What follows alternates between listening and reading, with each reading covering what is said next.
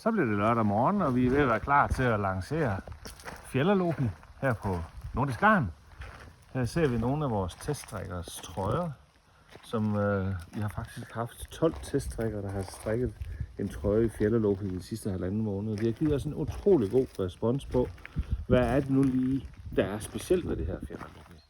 Er det tyndere end en let lopi eller allerfor, så kan man lave 2 tråde, 1 tråd og så videre. Hvis du vil vide mere om det og høre om det, så er du selvfølgelig velkommen til enten at komme forbi i dag. I dag har vi nemlig hele butikken åben, og vi giver 15% på og lidt på Fjellerlopi. Og vi giver også lige lidt morgenbrød og lidt kaffe. Og hvis du er heldig og synes, det kunne være sjovt at komme omkring middag, så er der selvfølgelig også lige en pølse til dig og manden. Og måske en øl, hvis man har lyst til det. Ellers er der bare en kop kaffe og noget vand.